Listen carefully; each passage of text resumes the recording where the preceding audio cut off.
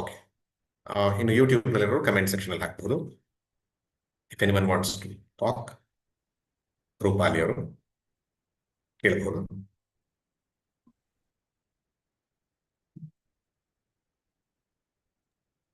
ನಮಸ್ಕಾರ. ನಮಸ್ತೆ ಸರ್. ಇಲ್ಲಿ ಹನುಮಂತ ನಾಮಜಪವನ್ನ ಮಾಡ್ತಾ ಇದ್ದಾರೆ, ರಾಮನಾಮವನ್ನ ಮಾಡ್ತಾ ಇದ್ದಾರೆ. ಅವರು ಯಾವ ಭಾವದಿಂದ ರಾಮನಾಮವನ್ನ ಮಾಡ್ತಾ ಇದ್ದಾರೆ? ಯಾಕಂದ್ರೆ ಅವರೇ ಒಂದು ಸರ್ವಸ್ವ ಎಲ್ಲಾ ವಿದ್ಯಾ ವಿನಯ ಸಂಪನ್ನರಾಗಿ ಅವರೇ ಒಂದು ಆ ಭಗವಂತನ ಸ್ವರೂಪದಲ್ಲೇ ಇದ್ರೂ ಕೂಡ ಅವರು ಅಲ್ಲಿ ರಾಮನಾಮವನ್ನ ಮಾಡ್ತಾ ಇದ್ದಾರೆ. ಅಂದ್ರೆ ಅವ್ರು ಯಾವ ಭಾವದಿಂದ ಮಾಡ್ತಾ ಇದ್ದಾರೆ, ಮತ್ತೆ ನಾವು ಯಾವ ರೀತಿ ಅದನ್ನ ಅಳವಡಿಸ್ಕೋಬೇಕು ನಮ್ಮ ಜೀವನದಲ್ಲಿ? ಇಲ್ಲಿ ನಾವು ನೋಡೋದು ಎರಡು ದೃಷ್ಟಿಯಿಂದ ನೋಡ್ಬೇಕು. ಹನುಮಂತನನ್ನೇ ಪರಮಾತ್ಮ ಅಂತ ನೋಡಿದ್ರೆ ನಮ್ಗೆ ಆ ಪ್ರಶ್ನೆ ಬರಲ್ಲ. ಇಲ್ಲಿ ನಾವು ಹನುಮಾನ್ ಚಾಲೀಸಾದಲ್ಲಿ ನೋಡ್ತಿರುವಾಗ ರಾಮಾಯಣದ ಒಂದು ಪ್ರಸಂಗವನ್ನು ತಗೊಂಡಾಗ ಹನುಮಂತ ರಾಮನ ಭಕ್ತ, ಹಾಗಾಗಿ ಭಕ್ತಿ ಭಾವದಿಂದ ಮಾಡ್ತಿದ್ದಾರೆ. ಯಾವ ಭಾವ? ನಾವೇ ನೋಡಿದ ಹಾಗೆ ದಾಸೋಹಂ ಕೋಸಲೇಂದ್ರಸ್ಯ, ರಾಮನ ದಾಸ. ನಾವೇ ನೋಡಿದ ಹಾಗೆ 5 ರೀತಿಯ ಭಾವನೆಗಳಿರುತ್ತೆ. ಒಂದು ಕಾಂತ ಅಥವಾ ಮಧುರ, ಶಾಂತ, ವಾತ್ಸಲ್ಯ, ಸಖ್ಯ, ದಾಸ್ಯ. ಈ 5 ಭಾವಗಳಲ್ಲಿ ದಾಸ್ಯವನ್ನ ಅವನು ಹಿಡಿದಿಟ್ಟುಕೊಂಡಿದ್ದ, ಆ ಭಾವದಲ್ಲಿ ಮಾಡ್ತಾ ಇದ್ದ. ಹಾಗಾಗಿ ಪ್ರತಿಯೊಂದನ್ನು ಕೂಡ ರಾಮಕಾರ್ಯ ಅಂತ ಹೇಳಿ ಮಾಡ್ತಾ ಇದ್ದಂಥದ್ದು ಹನುಮಂತದ್ದು. ಇಲ್ಲಿ ಮಾಡಬೇಕಿತ್ತ ಅವನು ಪರಿಪೂರ್ಣರಿದ್ದವ್ರು ಮಾಡೋದಿಲ್ಲ ಅಂತೇನಿಲ್ಲ. ಶಿವನೂ ಕೂಡ ರಾಮತಾರಕವನ್ನ ಮಾಡ್ತಾನಂತೆ, ವಿಷ್ಣುವು ಕೂಡ ಶಿವನಿಗೆ ಲಿಂಗಕ್ಕೆ ಅರ್ಪಣೆ ಮಾಡ್ತಾನೆ. ಸೊ ಹೀಗಿರುವಾಗ ತೊಂದರೆ ಇಲ್ಲ. ನಾವು ಆ ಕಾಲಕ್ಕೆ ಏನ್ ಬಂತು, ರಿಯಲೈಸ್ ಆಗಿದ್ದಾರೆ ಅಂತ ಅನ್ಕೋಣ. ರಿಯಲೈಸ್ ಆದಂತಹ ಪ್ರತಿಯೊಬ್ಬ master they are equal to Ishwara ಅನ್ನುವಂತಹ ಆ ಜೀವೇಶ್ವರ ಐಕ್ಯವನ್ನ ಸಾಧಿಸಿರ್ತಾರೆ. ರಾಮಕೃಷ್ಣ ಪರಮಹಂಸರು ಕಾಳಿದೇವರನ್ನ ಪೂಜೆ ಮಾಡ್ಲಿಲ್ವೋ? ಮಾಡಿದ್ರಲ್ಲ. ರಮಣ ಮಹರ್ಷಿ ಮೇಲೆ ಕೀರ್ತನೆ ಮಾಡಿದ್ದಾರೆ. ಸೊ ಹಾಗಾಗಿ ಯಾವ ಭಾವ ಅನ್ನೋದು ಅವ್ರವ್ರಿಗೆ ಬಿಟ್ಟಿರುತ್ತೆ. ರಾಮಕೃಷ್ಣರಿಗೆ ತಾಯಿ ಮತ್ತು ಮಗುವಿನ ಭಾವ ಹೆಚ್ಚು ಪ್ರಿಯವಾದ್ರೆ, ಇನ್ನೊಬ್ಬರಿಗೆ ಗುರು ಶಿಷ್ಯನ ಭಾವದಲ್ಲಿ ಆಗ್ಬೋದು, ಇನ್ನೊಬ್ಬರಿಗೆ ಸಖ್ಯ ಭಾವದಲ್ಲಿ ಆಗ್ಬೋದು. ಆ ರೀತಿಯಲ್ಲಿ ಹನುಮಂತ ಮಾಡಿದ್ದು ದಾಸ್ಯ ಭಾವದಲ್ಲಿ. ನಮಗೆ ಯಾವುದು? ಅದು ನಿಮ್ಮ ಮನಸ್ಸನ್ನು ನೀವು ಪ್ರಶ್ನೆ ಮಾಡಿ, ಯಾವ ಭಾವದಲ್ಲಿ ನಿಮಗೆ ಕನೆಕ್ಷನ್ ಹೆಚ್ಚು ಈಸಿಯಾಗಿ ಸಿಗುತ್ತೆ ಅನ್ನುವಂಥದ್ದನ್ನ ನೀವು ಪ್ರಶ್ನೆ ಮಾಡ್ಕೊಂಡ್ರೆ ನಿಮ್ಗೆ ಒಂದು ಉತ್ತರ ಸಿಗುತ್ತೆ. ಇಲ್ಲ ಅಂದ್ರೆ ಪ್ರಯತ್ನ ಮಾಡ್ತಾ ಹೋಗಿ, ಈ ಭಾವದಲ್ಲಿ ಸ್ವಲ್ಪ ದಿನ, ಈ ಭಾವದಲ್ಲಿ ಸ್ವಲ್ಪ ದಿನ ನೋಡ್ತಾ ಹೋದಾಗ ನಿಮ್ಗೆ ಯಾವುದು ಹತ್ತಿರ ಬರುತ್ತೋ ಅದನ್ನ ಮಾಡುವಂತ ಪ್ರಯತ್ನ. ಸರ್ ನಮಸ್ಕಾರ. ಸರ್ ನಮಸ್ಕಾರ. ನಾನು ಶಿವಕುಮಾರ್ ಅಂತ, ಮೈಸೂರಿಂದ. ಸರ್ ಏನಿಲ್ಲ ಸರ್, ಈಗ ಈ ಮೆಕ್ಯಾನಿಕಲ್ ಆಗಿ ಹನುಮಾನ್ ಚಾಲೀಸ್ನ 10 ಸತಿ ಹೇಳಿದ್ರೆ ಈ ತರ, 100 ಸತಿ ಹೇಳಿದ್ರೆ ಈ ತರ ಅನ್ನೋ ಒಂದು ಕಾಮನ್ ಪೀಪಲ್ಗೆ ಅದನ್ನ ಕೊಟ್ಟಿರ್ತಾರೆ. ನಾವು ಆಸ್ ಎ ಕಾಮನ್ ಇದು ಮಾಡ್ತಾ ಇರ್ತೀವಿ. ಈಗ 1 ಸತಿ ಹೇಳುವಾಗ ಡೆಫಿನೆಟ್ಲಿ ಈ ಏನ್ ಗುಣಗಳು ಎಲ್ಲ ಹೇಳಿರ್ತಿರೋ ಅದೆಲ್ಲ ಇನ್ಕಾರ್ಪೊರೇಟ್ ಆಗಿ ಅದನ್ನ ನಾವು ವಿಜುವಲೈಸ್ ಮಾಡಿಕೊಂಡು ಚಾಂಟ್ ಮಾಡ್ತಾ ಇರ್ತೀವಿ. ಹಾಗೆ ಈ for the repetitions of the so many times definitely the ಮನ್ಸು ಒಂದೇ ಕಡೆ ಇರೋದಿಲ್ಲ. ಕಾನ್ಸ್ಟೆಂಟ್ ಆಗಿ ಅದನ್ನ ರಿವ್ಯೂ ಮಾಡಕ್ ಆಗಲ್ಲ. ಸೊ ಆಗ ಏನ್ 100 ಟೈಮ್ಸ್ ಚಾಂಟ್ ಮಾಡ್ತಾರೆ, ಆ ಥರ ಮಾಡುವಾಗ ಅದು ಎಫೆಕ್ಟು ಸಿಗುತ್ತಾ, ಅಥವಾ ಇದು ಸಾಕ್ಷಾತ್ಕಾರ ಅಥವಾ ಸಾಧನೆಗೆ ಇದು ಹೆಲ್ಪ್ ಆಗತ್ತಾ? ಸಾಮಾನ್ಯವಾಗಿ ಎಲ್ಲರೂ ಮಾಡ್ತಾ ಇರುವಂತಹ ಪ್ರಾಕ್ಟೀಸ್ ಮೇಲೆ ಪ್ರಶ್ನೆಯನ್ನು ಕೇಳಿದ್ದಾರೆ. ಏನು ಅಂದಾಗ ಹಲವಾರು ಜನ ಹೇಳುವಂಥದ್ದು, ಇಲ್ಲೇ ನಿಮಗೆ ನಾಡಿದ್ದು ನಾನು ಹೇಳ್ತೀನಿ, ಜೋ ಶತ್ ಬಾರ್ ಪಾಠ ಕರ್ ಜೋಯಿ, 100 ಸರಿ ಹೇಳಿ, 10 ಸರಿ ಹೇಳಿ, ಈ ತರದೊಂದಷ್ಟು ಸರಿ ಎಲ್ಲ ಹೇಳುವಂಥದ್ದು. ವಿಷ್ಣು ಸಹಸ್ರನಾಮ ಸರಿ ಹೇಳಿ, ಪ್ರತಿಯೊಂದನ್ನು ಕೂಡ ರಿಪಿಟೇಷನ್ಗೆ ಹೇಳಿದ್ದಾರೆ. 1 ಸರಿ ಭಾವನಾತ್ಮಕವಾಗಿ ಮಾಡಿದ್ರೆ ಸರಿಯೋ, 100 ಸರಿ ಸುಮ್ಮನೆ ಮಾಡೋದು ಸರಿಯೋ ಅನ್ನುವಂಥ ಪ್ರಶ್ನೆ. 100 ಸರಿ ಸುಮ್ಮನೆ ಮಾಡೋದು ಸರಿ ಅಂತ ಹೇಳಿರೋದಲ್ಲ, 100 ಸರಿ ಮಾಡಿ ಫಸ್ಟ್ ಅಂತ ಹೇಳಿರುತ್ತೆ. ಯಾಕೆ ಅಂದಾಗ time, you are giving a dedicated time to the sadhana. ಅದಕ್ಕೆ ನೀವು 100 ಸರಿ ಮಾಡಬೇಕು ಅಂದ್ರೆ ನಿಮ್ಮ ದಿನನಿತ್ಯದ ಬೇರೆ ಬೇರೆ ಚಟುವಟಿಕೆಗಳನ್ನ ಅದಕ್ಕೆ ತಕ್ಕಂಗೆ ಹೊಂದಿಸ್ಕೋತೀರಾ. So your life will be align to that ಸಾಧನ. ಇದನ್ನ ಮಾಡಬೇಕು, ದಿನನಿತ್ಯ ಒಂದು 100 ಸರಿ ಮಾಡಬೇಕು ಅಂತ ಮಿನಿಮಮ್ ಒಂದು 4-5 ಗಂಟೆ ಮಿನಿಮಮ್ ಬೇಕು. 4-5 ಗಂಟೆ ನಾನು ಅದಕ್ಕೆ ಇಡ್ತೀನಿ ಅಂದಾಗ ದಟ್ ಶೋಸ್ ಯುವರ್ ಇಂಟೆನ್ಷನ್. 24 ಗಂಟೆಲಿ 1/6 ಯುವರ್ ಗಿವಿಂಗ್ ಗಾಡ್ ಅಂತ physically, I am not telling mentally. ಮನಸ್ಫೂರ್ತಿ ಇದೆ ಅಂತಲ್ಲ, ಕೊಡೋದಕ್ಕೆ ಸಿದ್ಧರಾಗಿದ್ದೀರಾ. So your priority has changed is the first step. Second, ಹಾಗಂತ 100 ಸರಿ ಸುಮ್ಮನೆ ಮಾಡಿದ್ರೆ ಬರುತ್ತಾ? ಸುಮ್ಮನೆ ಮಾಡಿದ್ರೆ ಬರುತ್ತೆ ಅಂತ ಅಲ್ವೇ ಅಲ್ಲ. 13 ಕೋಟಿ ರಾಮನಾಮ ಜಪ ಹೇಳಿದಂತಹ ಗೋಂದಾವಲೆ ಮಹಾರಾಜರು ಹೇಳ್ತಾರೆ, 13 ಕೋಟಿ ರಾಮ ಜಪ ಮಾಡಬೇಕು ಅಂತಲ್ಲ, 13 ಕೋಟಿ ರಾಮ ಜಪ ಮಾಡಿದ್ರೆ ಎಲ್ಲೋ 1 ಸರಿ ನಿಯತ್ತಾಗಿ ಪರಮಾತ್ಮನ ರಾಮ ಅಂತ ಕರೆದಿರ್ತೀರಾ, ಅದರಿಂದ ಆಗತ್ತೆ ಅಂತ. ಈವನ್ ಕಬೀರ್ ದಾಸರು ಹೇಳ್ತಾರೆ. ಕಬೀರ್ ದಾಸರ ಹತ್ರ ಯಾರೋ ಒಬ್ಬರು ಸಲಹೆ ಕೇಳಬೇಕು, ರಾಮ ಮಂತ್ರವನ್ನ ತಗೊಳ್ಬೇಕು ಅಂತ ಹೇಳಿ ಬಂದಿರ್ತಾರಂತೆ. ಕಬೀರ್ ದಾಸರು ಆಚೆ ಹೋಗಿದ್ದಾರೆ. ಅದಕ್ಕೆ ಅವರ ಮಗ ಅವನಿಗೆ ರಾಮ ರಾಮ ರಾಮ 3 ಸರಿ ಅಂತ ಹೇಳ್ಬಿಟ್ಟು ಕಳಿಸ್ತಾನಂತೆ. ಆಮೇಲೆ ಕಬೀರ್ ದಾಸರು ಮನೆಗೆ ಬರ್ತಾರೆ. ಮನೆಗೆ ಬಂದ್ಬಿಟ್ಟಂತಾರೆ ಏನ್ ಆಯ್ತು ಅಂತ. 3 ಸರಿ ನಿನಗೆ ಮಹಾಪಾಪ ಅಂಟ್ಕೊಳತ್ತೆ ಅಂತ. ಯಾಕೆ ಅಂತ ಕೇಳಿದ್ರೆ 3 ಸರಿ ಹೇಳ್ಬೇಕಾ ರಾಮನಾಮನ? 1 ಸರಿ ರಾಮ ಹೇಳಿದ್ರೆ ಸಾಕು, ಎಲ್ಲ ಪಾಪದಿಂದ ಆಚೆ ಬರುತ್ತೆ ಅಂತ. ಹಾಗಾದ್ರೆ ನಾವೆಲ್ಲರೂ ಕೂಡ ಪಾಪದಿಂದ ಆಚೆ ಬಂದು ಆದ್ರೆ ಆ ಇಂಟೆನ್ಸಿಟಿಯಲ್ಲಿ ರಾಮ ಅಂತ 1 ಸರಿ ಹೇಳಿದ್ರೆ ಸಾಕು. ಆ ಪರಿಪೂರ್ಣವಾಗಿ ರಾಮ ಅಂದ್ರೆ ನಾನೇ ರಾಮ ಅನ್ನುವಂಥದ್ದು ಭಾವನಾತ್ಮಕವಾಗಿ ಗೊತ್ತಾಗಿ ತದರ್ಥ ಭಾವನಂ ತಾದಾತ್ಮ್ಯ ಬಂದಾಗ ಆಗತ್ತೆ. ಆ 1 ಮಾಡೋದಕ್ಕೆ 3 ಅವ್ರು ಕೊಟ್ರು, ಇನ್ನೊಬ್ರು 100 ಕೊಡ್ತಾರೆ, ಇನ್ನೊಬ್ರು 1,000,000 ಕೊಡ್ತಾರೆ. ನಮ್ಮ ಮನಸ್ಸು ಆ ನಿಜವಾದ ಭಾವನೆ ಬರೋದಕ್ಕೆ ಎಷ್ಟಾಗತ್ತೋ ಅಷ್ಟೇ ತುಂಬುತ್ತಾ ಹೋದು. ಯಾವಾಗ ಅದು ಭಾವನೆ ಫಿಲ್ಟರ್ ಆಗತ್ತೆ ಅನ್ನೋದು ಮುಖ್ಯ. ಇದಕ್ಕೆ ಇವನ್ ಗೋಂದಾವಲೆ ಮಹಾರಾಜ ಒಂದು ಎಕ್ಸಾಂಪಲ್ ಕೊಡ್ತಾರೆ. ಚಿಕ್ಕ ಮಕ್ಕಳಿಗೆ ನಾವು ಟಾನಿಕ್ ನ ಕುಡಿಸ್ತೀವಿ. ಚಿಕ್ಕ ಮಕ್ಕಳಿಗೆ ನಾವು ಟಾನಿಕ್ ನ ಕುಡಿಸುವಾಗ ಎಷ್ಟು ಕುಡಿಸ್ತೀವಿ? ಹಾಕ್ತಾ ಇರ್ತೀವಿ 2-3 ಸ್ಪೂನ್ಗಳು. ಎಷ್ಟೊಂದೆಲ್ಲ ಬಾಯಿಂದ ಹೊರಗೆ ಬರುತ್ತೆ, ಎಲ್ಲೋ 1 ಗುಟ್ಟಕ್ಕೆ ಒಳಗೆ ಹೋಗುತ್ತೆ. ಆ 1 ಗುಟ್ಟಕ್ಕೂ ಒಳಗೆ ಹೋಗೋದಕ್ಕೆ ಹಲವಾರು ಸರಿ ಒಳಗೆ ಹಾಕ್ತಾ ಇರ್ತೀವಿ. ಹಾಗೆ ಈ ಹನುಮಾನ್ ಚಾಲಿಸವನ್ನು 100 ಸರಿ 1000 ಸರಿ ಹೇಳೋದ್ರಿಂದ ಎಲ್ಲೋ 1 ಸರಿ ನಿಜವಾದ ಭಾವನೆ ಬಂದ್ರೆ ಅದು ಮುಖ್ಯ. ಆದ್ರೆ ಆ ಬರದಲ್ಲೇ ನೀವು 1000 ಅಲ್ಲ 1,00,000 ಸರಿ ಮಾಡಿದ್ರು ಏನೂ ಅಲ್ಲ. ಸಮಯ ಮತ್ತು ಪುಣ್ಯ ಅದು ಬರುತ್ತೆ. ನಾವು ಪುಣ್ಯ ಯಾವುದಕ್ಕೂ ಕೇಳಿದೆ, ಇಲ್ಲಿ ನಾವು ಮಾತಾಡ್ತಿರುವಂತಹ ಅಧ್ಯಾತ್ಮ ಸಾಧನೆಗಾದ್ರೆ ಭಾವನಾತ್ಮಕ ಬೇಕೇ ಬೇಕು. ಆ ಭಾವನಾತ್ಮಕ ಎಷ್ಟು ಫಾಸ್ಟ್ ಆಗಿ ಬರುತ್ತೆ, ಎಷ್ಟು ಚೆನ್ನಾಗಿ ಬರುತ್ತೆ, that depends on the individual. ಧನ್ಯವಾದ. ಯಾರಾದ್ರು ಯೂಟ್ಯೂಬ್ನಲ್ಲಿ ಪ್ರಶ್ನೆ ಇದೆಯಾ ಅಥವಾ ಇನ್ನು ಯಾರಿಗಾರು ಇಲ್ಲಿ ಪ್ರಶ್ನೆ ಇದ್ರೆ ಕೇಳಬಹುದು, ಹ್ಯಾಂಡ್ ರೈಸ್ ಮಾಡಬಹುದು.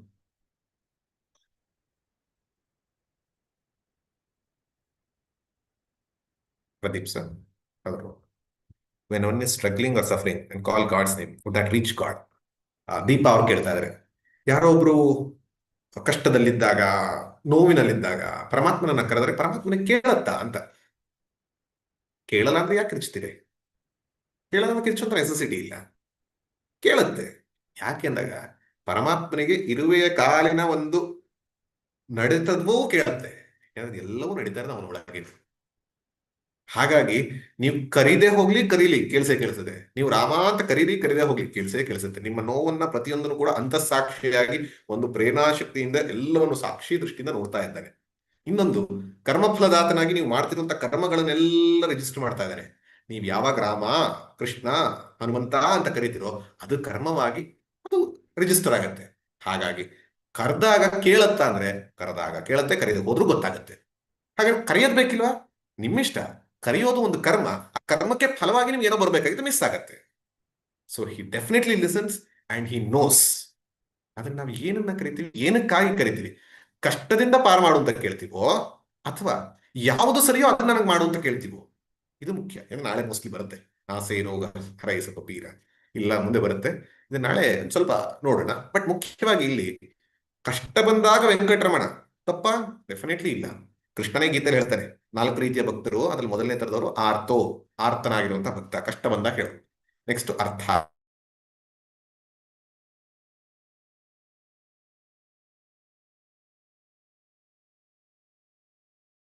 ಕೇಳೋದು ಒಳ್ಳೇದೇ. ಆದ್ರೆ ಕಷ್ಟದಿಂದ ಪಾರು ಮಾಡೋದು ಕೇಳ್ತಿರೋದು ಯಾತಕ್ಕಾಗಿ, ಯಾವ ಉದ್ದೇಶಕ್ಕಾಗಿ? ನನ್ನ ಸಾಧನೆ ಹೆಚ್ಚಾಗ್ಲಿ ಅನ್ನೋಂತಹ ಉದ್ದೇಶಕ್ಕಾಗಿ ಕೇಳಿದಾಗ ಕೇಳಿಸ್ಕೋತಾನೆ. ಹೆಂಗ್ ರೆಸ್ಪಾಂಡ್ ಮಾಡ್ತಾನೆ ದಟ್ ಡಿಫರ್ಸ್. ನಮ್ಮ ಕರ್ಮಕ್ಕೆ ತಕ್ಕಂತೆ, ನಮ್ಮ ಭಾವನೆಗೆ ತಕ್ಕಂತೆ ರೆಸ್ಪಾಂಡ್ ಮಾಡ್ತಾರೆ. ಕೇಳಿಸ್ಕೊಳ್ಳೋದಂತೂ ಡೆಫಿನೆಟ್. ಯಾವುದೋ ಚಾಟ್ ಅಲ್ಲಿ ಏನೋ ಪ್ರಶ್ನೆ ಬಂತು ಅನಿಸ್ತು.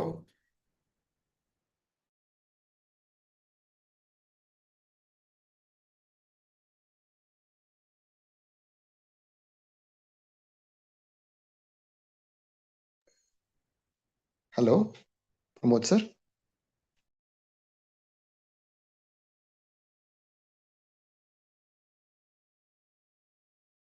ಇಲ್ಲಿ ತಗೊಂಡ್ಬಿಟ್ಟು ಇದ್ ಮಾಡು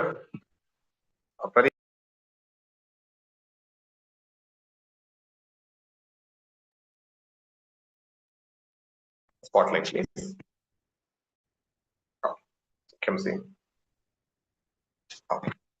ಸೊ ಈಗ ಕೇಳಿಸ್ತಾ ಇದೆಯಲ್ಲ ಪ್ರದೀಪ್ ಸರ್? ಉಲ್ಟಾ ಮಾಡಿ ಸರ್, ಉಲ್ಟಾ ಮಾಡಿ ಪ್ರಮೋದ್ ಸರ್, ಉಲ್ಟಾ ಮಾಡಿ ಅದನ್ನ ಫೋನ್ ಹಾರಿಜಾಂಟಲ್ ಮಾಡಿ. 1 ಸೆಕೆಂಡ್.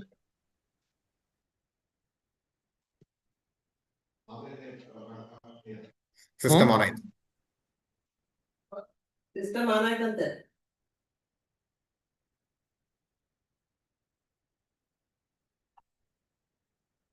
ಓಕೆ. ಸೊ ಕ್ಷಮಿಸಿ, ಟೆಕ್ನಿಕಲ್ ಇಶ್ಯೂಸ್ ಆಗ್ತಾನೆ ಇದೆ. ಸೊ ಇನ್ಯಾವ್ದಾದ್ರು ಪ್ರಶ್ನೆಗಳಿದ್ರೆ ತಗೊಳ್ಳಿ. ಹಾ ಪ್ರಮೋದ್ ಜಿ, ಪ್ರಶ್ನೆ ಇದೆ ಯೂಟ್ಯೂಬ್ ನಲ್ಲಿ. ಮೈಥಿಲಿ ಅವ್ರು ಕೇಳ್ತಾ ಇದಾರೆ, ನಾವು ಒಂದು ಸೂಕ್ತವಾದ ಸರಿಯಾದ ಸಮಯದಲ್ಲಿ ಚಾಂತಗಳನ್ನ ಮಂತ್ರಗಳನ್ನ ಹೇಳಿದ್ರೆ ಅದೇ ಒಂದು ಸೂಕ್ತವಾದ ಜಾಗ ಮತ್ತು ಸಮಯದಲ್ಲಿ ಹೇಳಿದ್ರೆ ಅದರಿಂದ ಹೆಚ್ಚು ಫಲ ಬರುತ್ತಾ ಅಂತ ಕೇಳ್ತಾರೆ. Will it give us good deeds ಅಂತ. ಎಸ್, ಹೆಚ್ಚು ಫಲ ಬರುತ್ತಾ ಅಂತಂದ್ರೆ ಖಂಡಿತ ಇಲ್ಲ, ಆದ್ರೆ ಹೆಚ್ಚು ಉಪಯುಕ್ತ ಅಂದ್ರೆ ಖಂಡಿತ ಹೌದು. ಯಾಕೆಂದ್ರೆ ಕರ್ಮಕ್ಕೆ ತಕ್ಕದಂತ ಫಲ. ನಿಮ್ಗೆ ಯಾವ್ದಾದ್ರು ಒಂದು ವೈದಿಕವಾಗಿ ಅಥವಾ ಯಾವ್ದನ್ನ ಒಂದನ್ನ ಯಾವ ಸಂದರ್ಭದಲ್ಲಿ ಮಾಡಬೇಕು ಅಂತ ತಿಳಿಸ್ಕೊಟ್ಟಿರ್ತಾರೋ ಅದನ್ನ ಆ ಸಂದರ್ಭದಲ್ಲೇ ಮಾಡಬೇಕು, ಬೇರೆ ಸಮಯದಲ್ಲಿ ಮಾಡಬಾರ್ದು. ನಾವ್ ಹೇಳ್ತಾರೆ ಸಾಧಾರಣವಾಗಿ ಪಾರಾಯಣ, ಜಪ, ಸ್ತೋತ್ರ ಇಂಥದಕ್ಕೆ ನಾನು ಹೇಳ್ತಾ ಇರೋದು. ಆ ಜಪ, ಸ್ತೋತ್ರ, ಪಾರಾಯಣಕ್ಕೆ ಏನ್ ಫಲ ಬರಬೇಕೋ ನೀವು ಯಾವ ಸಮಯದಲ್ಲಿ ಮಾಡಿದ್ರು ಫಲ ಬರುತ್ತೆ. ಹಾಗಾಗಿ ನೀವು ಯಾವುದೋ ಒಂದು ನಿರ್ದಿಷ್ಟವಾದ ಸಮಯದಲ್ಲಿ ಮಾಡಿದ್ರೆ ನಿಮ್ಗೆ ಫಲ ಜಾಸ್ತಿ ಆಗುತ್ತೆ ಅಂದ್ರೆ I would say mostly no, but ತುಂಬಾ ಉಪಯುಕ್ತ. ಯಾಕೆಂದಾಗ ಕರ್ಮಕ್ಕೆ ಫಲ ಎಷ್ಟು ಸರಿಯೋ ಕರ್ಮಕ್ಕೆ ಸಂಸ್ಕಾರ ಆಗೋದು ಅಷ್ಟೇ ಮುಖ್ಯ. ಕರ್ಮಕ್ಕೆ ಫಲ ಅನ್ನೋದು ಹೊರಗಿನ ಒಂದು ವಿಚಾರವನ್ನ ಕೊಡಿಸುತ್ತೆ, ಅದು ಯಾವುದೇ ವಿಚಾರ ಇರಬಹುದು. ಆದ್ರೆ ಕರ್ಮಕ್ಕೆ ತಕ್ಕದಾದಂತಹ ಸಂಸ್ಕಾರ ಅನ್ನೋಂಥದ್ದು ಹೃದಯದಲ್ಲಾಗತ್ತೆ. ನೀವು ಪ್ರತಿನಿತ್ಯ ಒಂದೇ ಸ್ಥಳದಲ್ಲಿ ಒಂದೇ ಸಮಯದಲ್ಲಿ ಒಂದು ಆಸನ ಇಟ್ಕೊಂಡೇ ಆಗ್ಲಿ, ಒಂದು ಡಿಸಿಪ್ಲಿನ್, ಒಂದು ಕೂಡುವಂತಹ ಪೋಸ್ಚರ್ ಆಗಲಿ, ಇದನ್ನ ಮಾಡೋದ್ರಿಂದ ಮನಸ್ಸಿಗೆ ಸಂಸ್ಕಾರ ಆಗತ್ತೆ. ಮನಸ್ಸಿಗೆ ಸಂಸ್ಕಾರ ಆಗೋದ್ರಿಂದ ಏನಾಗುತ್ತೆ, ಆ ಇಂಪ್ರಿಂಟ್ ಸ್ಟ್ರಾಂಗ್ ಆಗ್ತಾ ಆಗ್ತಾ ಆಗ್ತಾ it becomes a discipline. Discipline becomes a habit, habit becomes a character. ಆಮೇಲೆ ಹೇಗೆ ಅಂದ್ರೆ ನಿಮ್ಗೆ ಒಂದು ದಿನ ಆ ಸಮಯದಲ್ಲಿ ಅದು ಮಾಡ್ಲಿಲ್ಲ ಅಂದ್ರೆ ನಿಮ್ಗೆ ಒಂಥರ ತವಕ ಬಿಟ್ಟಿರೋದಕ್ಕಾಗೋದಿಲ್ಲ. ಆ ರೀತಿಯ ಸಂಸ್ಕಾರವನ್ನ ಮಾಡೋದ್ರಿಂದ ತುಂಬಾ ಉಪಯುಕ್ತ. ಸ್ಥಳ, ಕಾಲ, ಕೂರುವಂತಹ ಭಂಗಿ ಇದೆಲ್ಲವೂ ತುಂಬಾ ಉಪಯುಕ್ತ. ಕರ್ಮಕ್ಕೆ ಫಲವನ್ನಷ್ಟೇ ಅಪೇಕ್ಷೆ ಮಾಡೋದ್ರೆ ಅದು ಸಾಮಾನ್ಯ ಸಿಗುತ್ತೆ, ಆಲ್ಮೋಸ್ಟ್ ಟೈಮ್ ಸಿಗುತ್ತೆ. ಏನೋ ಒಂಚೂರು ಆ ಕಡೆ ಈ ಕಡೆ ಆದ್ರೂ ಗೊತ್ತಾಗಿಲ್ಲ, ಯಾಕಂದ್ರೆ ನಾನು ಕರ್ಮಫಲದಾತನಲ್ಲ. ನಾರ್ಮಲ್ ಆಗಿ ನೋಡಿದ್ರೆ ಹಂಗೆ ಸಂಸ್ಕಾರದ ದೃಷ್ಟಿಯಿಂದ ತುಂಬಾ ಮುಖ್ಯ. ಡಿಸಿಪ್ಲಿನ್, ಸಾಧನೆ ಈ ದೃಷ್ಟಿಯಿಂದ ತುಂಬಾ ಮುಖ್ಯ ಆಗುತ್ತೆ. ಇನ್ಯಾವುದಾದ್ರು ಪ್ರಶ್ನೆ ಇದೆಯಾ ಪ್ರದೀಪ್ ಜಿ? ನಮಸ್ಕಾರ ಪ್ರಮೋದ್ ಜಿ, ನಮಸ್ಕಾರ, ದಾವಣಗೆರೆಯಿಂದ. ಹೇಳಿ. ಈಗ ಮಂತ್ರನಾಲಿ, ಶಾಸ್ತ್ರಗಳನ್ನಾಲಿ, ವಿಧಿಗಳನ್ನಾಲಿ, ವಿಧಾನಗಳನ್ನಾಲಿ 3 ಕಾಲನೂ ಮಾಡ್ಬೇಕು ಅಂತಾರೆ. ಓಕೆ, ಬೆಳಗ್ಗೆ ಕಾಲ, ಮಧ್ಯಾಹ್ನ. ಹಾ. ಆ 3 ಕಾಲದಲ್ಲಿ ಮಾತ್ರ ಮಾಡ್ಬೇಕಾ ಅಥವಾ ಎಲ್ಲಾ ಟೈಮ್ದಲ್ಲೂ ಮಾಡ್ಬೋದು? ಎಸ್, ಜೀವನದಲ್ಲಿ ಸದಾ ಮಾಡಬೇಕು. ಆದ್ರೆ ಸದಾ ಮಾಡೋದಕ್ಕಾದ್ರೆ ಬೇರೆ ನಮ್ಗೆ ಲೌಕಿಕ ಮಾಡೋದಕ್ಕೆ ಆಗಲ್ಲ ಅಂತ ಹೇಳಿ 3 ಈ ಥರದ್ದು ಮಾಡಿದ್ದಾರೆ. ಈಗ ಇಸ್ಲಾಂನಲ್ಲಿ ಪ್ರಾಕ್ಟೀಸ್ ಮಾಡೋರು 5 ಸರಿ ನಮಾಜ್ ಮಾಡಬೇಕು ಅಂತ ಹೇಳ್ತಾರೆ. ನೀವು ಪ್ರಾಫೆಟ್ ಮೊಹಮ್ಮದ್ ಅವರ ಜೀವನದಲ್ಲಿ ನೋಡಿದ್ರೆ ಮೊದಲು 22 ಸರಿನೋ 21 ಸರಿನೋ ಶುರು ಮಾಡಿದಂಥದ್ದು. ಆಮೇಲೆ ಜನರಿಗೆ ಆಗಲ್ಲ ಅಂತ ಹೇಳಿ ಕಮ್ಮಿ ಮಾಡ್ತಾ ಮಾಡ್ತಾ ಮಾಡ್ತಾ 5 ಮಾಡಿಸಿದ್ದು. ಸಂಧ್ಯಾ ವಂದನೆ 3 ಸರಿ ಅಂತ ಹೇಳ್ತಾರೆ. ಯಾಕೆಂದ್ರೆ ಸಂಧಿ ಅಂದ್ರೆ ಸಂಧಿಕಾಲ, ಬೆಳಗ್ಗೆ ಮತ್ತು ರಾತ್ರಿ ಮತ್ತು ಬೆಳಗ್ಗೆ, ಬೆಳಗ್ಗೆ ಮತ್ತು ಮಧ್ಯಾಹ್ನ, ಸಂಜೆ ಅಂದ್ರೆ ಮಧ್ಯಾಹ್ನ ಮತ್ತು ರಾತ್ರಿ, ಈ ಸಂಧಿಕಾಲ ಅಂತ ಹೇಳಿ ಅದಿನ್ನು ಪ್ರಾಶಸ್ತ್ಯ ಅಂತ ಹೇಳಿ ಎನ್ವಿರಾನ್ಮೆಂಟ್ ಈ ದೃಷ್ಟಿಯಿಂದ ತಗೊಂಡು ಹೇಳಿರುವಂಥದ್ದು. ಆದರೆ ಭಗವನ್ ನಾಮಕ್ಕೆ ಈ 3 ಕಾಲ ಅನ್ನೋದು ಇಲ್ಲ. ಕೃಷ್ಣ ಹೇಳ್ತಾನೆ, ತಸ್ಮಾತ್ ಸರ್ವೇಷು ಕಾಲೇಶು ಮಾಮನುಸ್ಮರ ಯುದ್ಧಚ. ತಸ್ಮಾತ್ ಸರ್ವೇಷು ಕಾಲೇಶು. ಹಾಗಾಗಿ ಈ ಕಾಲ ಆ ಕಾಲ ಇಲ್ಲ, ಪ್ರತಿ ನಿಮಿಷವೂ ಪ್ರತಿ ಅನುಕ್ಷಣವೂ ಕೂಡ ಪರಮಾತ್ಮನ ಸ್ಮರಣೆ ಇರಬೇಕು. ಆದ್ರೆ ಅದನ್ನೇ ನಾನು ಕ್ವಾಲಿಟಿ ಟೈಮ್ ಕೊಟ್ಟು ಮಾಡೋದಕ್ಕಾಗತ್ತಾ? ಡೆಡಿಕೇಟೆಡ್ ಟೈಮ್ ಕೊಟ್ಟು ಮಾಡೋಕ್ಕಾಗತ್ತಾ? ಆಗಲ್ಲ. 24 ಗಂಟೆ ಕೊಟ್ಟು ಮಾಡೋದಕ್ಕಾಗಲ್ಲ. ಹಾಗಾಗಿ ಏನ್ ಮಾಡ್ತೀನಿ, ಕ್ವಾಲಿಟಿ ಟೈಮ್ನ 1 ಹೊತ್ತು, 2 ಹೊತ್ತು, 3 ಹೊತ್ತು ಈ ರೀತಿ ಮಾಡ್ತೀನಿ. ಇನ್ನು ಉಳಿದಿದ್ದ ಟೈಮಲ್ಲಿ ಆ ಭಾವವನ್ನು ಕ್ಯಾರಿ ಫಾರ್ವರ್ಡ್ ಮಾಡ್ತೀನಿ. ಮೆಡಿಟೇಷನ್ ನಾನು ಒಂದು ಸಮಯದಲ್ಲಿ ಮಾಡ್ತೀನಿ, ಮೆಡಿಟೇಟಿವ್ ಮೂಡನ್ನ ನಾನು ಕ್ಯಾರಿ ಮಾಡ್ತೀನಿ. ಹಾಗಾಗಿ ನನ್ನ ಜೀವನದಲ್ಲಿ ಏನ್ ಮಾಡಬೇಕು, ಕ್ವಾಲಿಟಿ ಟೈಮ್ ಕೊಡಬೇಕು. ಕ್ವಾಲಿಟಿ ಟೈಮ್ ಕೊಟ್ಟಿದ್ದನ್ನ ಬರುವಂತಹ ಶಕ್ತಿಯನ್ನ, ಆ ಒಂದು ವೈಬ್ರೇಷನ್ಸ್ನ, ಆ ಒಂದು ಟೆಂಡೆನ್ಸಿನ ಅಲ್ಲಿಗೆ ಬಿಡದೆ. ಹೇಗೆಂದ್ರೆ ನಾನು ದೇವಸ್ಥಾನಕ್ಕೆ ಹೋದೆ, ಹೊರಗೆ ಬರ್ತಾ ಮತ್ತೆ ಅದೇ ಚಪ್ಪಲಿ ಹಾಕೊಂಡು ಬಂದೆ ಅಂತ ಅಲ್ಲದೆ, ಆ ಭಾವವನ್ನ ದಿನಪೂರ್ತಿ ಕ್ಯಾರಿ ಮಾಡೋದು, ಅಥವಾ ನೆಕ್ಸ್ಟ್ ಸರಿ ಸಾಧನೆ ಮಾಡೋವರೆಗೂ ಕ್ಯಾರಿ ಮಾಡೋದು.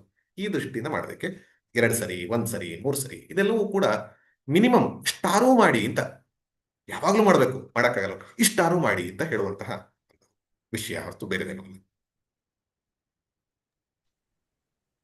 ಪ್ರಮೋದ್ ಜಿ, ಹಾ, ಮೇಧಾ ಪಟವರ್ಧಮನ್ ಅವ್ರು ಕೇಳ್ತಾ ಇದಾರೆ, ಹಾ. ಇನ್ ಚೌಪಾಯಿ number 20, 3 things in our mind pop up as you said, which is the third one? 20th ಅಲ್ಲಿ ಓಕೆ, ದುರ್ಗಮುಖಾಜ ಜಗತ್ತಿಗೆ ಜೈತೆ ಸುಗಮಾನುಗ್ರಹ ತುಂಬ್ರೈತೈತೆ. ಅದರಲ್ಲಿ 3 things that pop up in mind ಅಂತಾರೆ. ಯಾವುದು ಗೊತ್ತಾಗ್ತಿಲ್ಲ ನನಗೆ. Not able to get what you are trying to ask ಅಂತ. But ಆ ಸೂತ್ರದಲ್ಲಿ ನಾವು ಮುಖ್ಯವಾಗಿ ತಗೊಂಡಂಥದ್ದು ಅಂದಾಗ, ಒಂದು ಮನಸ್ಸಲ್ಲಿ ಬರುವಂತಹ ವಿಚಾರ ಅಂದಾಗ, this can't happen in my life. ಅಂದ್ರೆ ಇದು ನನ್ನ ಜೀವನದಲ್ಲಿ ಆಗೋದಕ್ಕೆ ಹೇಗೆ ಸಾಧ್ಯ? ನಾನು ಇಷ್ಟೆಲ್ಲ ಓಡಾಡಿದ್ದೀನಿ, ನನಗೆ ಇನ್ನೂ ಕಷ್ಟನೇ ಬರ್ತಾ ಇದೆಯಲ್ಲ ಅನ್ನುವಂತಹ ಭಾವನೆ. ಎರಡನೇದು, ಬಿಯಾಂಡ್ ಮೈ ಕೆಪಾಸಿಟಿ. ಈ ಕಷ್ಟ ನನಗೆ ನನ್ನ ಒಂದು ಶಕ್ತಿಯನ್ನು ಮೀರಿ ಬರ್ತಾ ಇದೆ ಅನ್ನುವಂಥದ್ದು ಎರಡನೇದು. ಮೂರದು, ಐ ಕಾಂಟ್ ಡೂ ದಿಸ್, ನನ್ನ ಕೈಲಿ ಮಾಡ್ಲಿಕ್ಕೆ ಸಾಧ್ಯ ಇಲ್ಲ ಅಂತ ಕೈ ಕಟ್ಟು ಕೂತ್ಕೊಳ್ಳೋದು. ಈ ಮೂರು ಅಂತ ಹೇಳಿದೆ ನಾನು ಭಾವಿಸಿ ಇದನ್ನು ಹೇಳಿದ್ದೀನಿ. ಇನ್ನು ಬೇರೆದು ಅಂತಂದಾಗ 3 ರೀತಿಯಲ್ಲಿ ಜನ ಇರ್ತಾರೆ. Never start, they start and mid way ನಿಲ್ಲಿಸೋದು, ಇನ್ನು 3 ಪಡೆಯುವಂಥದ್ದು ಇದಿರುತ್ತೆ. ಇನ್ನು 4 ಸಾಮದಾನ ಭೇದ ದಂಡ. ಇದಿಷ್ಟು ಅದರಲ್ಲಿ ವಿಚಾರ ಆಗಿತ್ತು. ನೀವು ಅದಕ್ಕೆ ಕೇಳಿದ್ರ ಅಂತ ಭಾವಿಸ್ತೀನಿ. ಹಾಗೆ ಹೇಮಪ್ರಸಾದ್ ಅವ್ರು ಕೇಳ್ತಾ ಇದ್ದಾರೆ ಯೂಟ್ಯೂಬ್ ನಲ್ಲಿ, ಹಾ. ಮೋಕ್ಷದ ದಾರಿ 3 ರೀತಿಯಾದದ್ದು ಅಂತ ಹೇಳಿದ್ರಲ್ಲ, ಅದನ್ನ ಇನ್ನೊಮ್ಮೆ ವಿವರಿಸ್ತೀರಾ ಅಂತ. ಮೋಕ್ಷದ ದಾರಿ 3 ವಿಧ ಅಲ್ಲ, 4 ವಿಧ ಅಂತ ಹೇಳಿದ್ರಲ್ಲ, ಅದನ್ನ. ಮೋಕ್ಷಕ್ಕೆ ದಾರಿ 4 ವಿಧ ಅಲ್ಲ, ಮೋಕ್ಷಕ್ಕೆ ದ್ವಾರ 4 ಹಂತ ಅಥವಾ 4 ಸಾಧನೆಗಳು. ಆ 4 ಹಿಡಿದ್ರೆ ಮೋಕ್ಷದ ದ್ವಾರವನ್ನ ಪ್ರವೇಶಿಸಿದ ಹಾಗೆ ಆಗ ಓಪನ್ ಆಗುತ್ತೆ. Then you have to go further. ಮೊದಲನೇದೇನು ಸಾಧು ಸತ್ಸಂಗ, ಸಾಧು ಸಂಗಮ. ಅದರಿಂದ ನಾವು ಶ್ರವಣವನ್ನ ಮಾಡ್ತೀವಿ, ಭಕ್ತಿಯ ಶ್ರವಣ ಹಾಗೆ ವೇದಾಂತದ ಶ್ರವಣ. ಅದನ್ನ ಮಾಡ್ತಾ ಮಾಡ್ತಾ ನಾವು ಹೇಗೆ ಶಮ ಅಂದ್ರೆ ಮೈಂಡ್ ಮಾಸ್ಟರಿಯನ್ನ ಮಾಡ್ಕೋಬೇಕು. ಅದನ್ನ ಮಾಡ್ತಾ ಜಗತ್ತಿನಲ್ಲಿ ನಂಗೆ ಏನೇನು ಬರುತ್ತೋ ಅದ್ರ ಬಗ್ಗೆ ಏನಿರಬೇಕು, ಸಂತೋಷ, ಸಂತುಷ್ಟಿ, ತೃಪ್ತಿ. ಇದಾದ ನಂತರ ವಿಚಾರ, ತೀಕ್ಷ್ಣ ವಿಚಾರ, ನಾನು ಅಂದ್ರೆ ಯಾರು, ಜಗತ್ತು ಅಂದ್ರೆ ಏನು, ಪರಮಾತ್ಮ ಅಂದ್ರೆ ಏನು ಅನ್ನುವಂತಹ ವಿಚಾರವನ್ನು ಮಾಡ್ತಾ ಜೀವಾತ್ಮ ಪರಮಾತ್ಮ ಐಕ್ಯವನ್ನು ಮಾಡಿದಾಗ ಬರುವಂಥದ್ದು ಮೋಕ್ಷ. ಹಾಗಾಗಿ ವಿಚಾರ ಅನ್ನುವಂಥದ್ದೇ ನೇರವಾಗಿ ತಗೊಂಡು ಹೋಗುವಂಥದ್ದು. ಆದ್ರೆ ಈ 3 ಇಲ್ಲದೆ ವಿಚಾರ ಸಫಲ ಆಗಲ್ಲ. ಸಾಧು ಸಂಗಮ ಇಲ್ಲದೆ ಹೋದ್ರೆ ವಿಚಾರ ಮಾಡಬೇಕು ಅಂದ್ರೆ ಶ್ರವಣ ಆಗ್ಬೇಕು. ಹಾಗಾಗಿ ಸತ್ಸಂಗ, ವಿಚಾರ ಮಾಡೋದಕ್ಕೆ ತೀಕ್ಷ್ಣ ಬುದ್ಧಿ ಮತ್ತು ಏಕಾಗ್ರತೆ ಬೇಕು, ಶಮ. ಹಾಗೆ ಜೀವನದಲ್ಲಿ ಮನಸ್ಸು ಎಲ್ಲೆಲ್ಲೋ ಅಲ್ಲೋಲೋ ಕಲ್ಲೋಲವಾಗದೆ ಅಲ್ಲಿ ಏನಾಗಬೇಕು, ಸಂತುಷ್ಟಿ, ತೃಪ್ತಿಯಿಂದ ಇರಬೇಕು. ಈ ದೃಷ್ಟಿಯಿಂದ ಅದು ಮೋಕ್ಷಕ್ಕೆ 4 ದ್ವಾರಗಳು ಅಂತ ಹೇಳಿದ್ರು.